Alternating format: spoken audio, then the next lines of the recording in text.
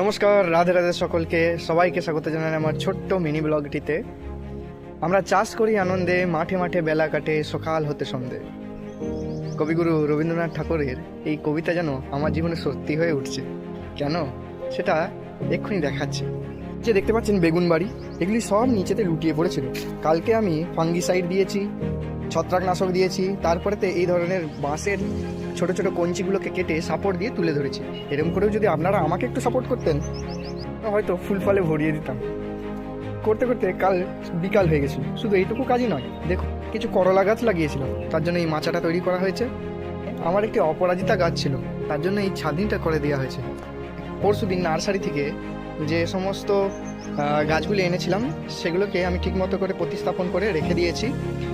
যেহেতু গোলাপ গাছে প্রচুর পরিমাণে রোদের দরকার এবং ড্রেনেজ সিস্টেম খুব ভালো হওয়া দরকার, তার জন্য আমি পাতা সার দিয়ে গাছটাকে প্রতিস্থাপন করেছি। বাকি গাছগুলো যেমন গন্ধরাজ আর যে রঙন ফুলের গাছগুলো ছিল তাতেও একই করেছি, কিন্তু বিশেষ যত্ন নিয়েছি গোলাপ গাছটির ক্ষেত্রে। কিন্তু আমি ফুল সানলাইটে রেখে দিয়েছি, এটা সকাল থেকে সন্ধ্যে পর্যন্ত ফুল সানলাইটে থাকবে। যেহেতু এর টবের মাটিটা একটু নরম ছিল। এবং গাছের কিছু টিপস অ্যান্ড ট্রিক্স বলে দিই।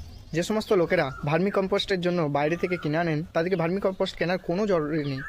কারণ আপনারা যে সবজি আনাজপত্রগুলো বাইরে ফেলে দেন, সেগুলোকে একটা বস্তায় করে রেখে আপনারা সেটা থেকেই ভালো উন্নত মানের সার তৈরি করতে পারবেন, যেগুলোতে গাছের রং, পাতা এবং ফুল ফলে ভরে উঠবে।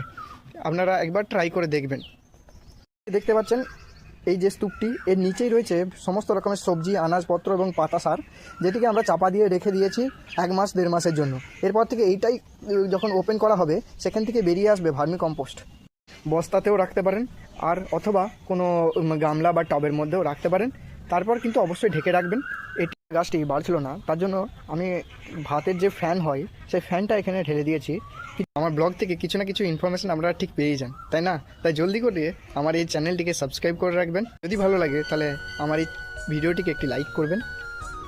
ব্লগটি আজকে এখানেই শেষ করলাম।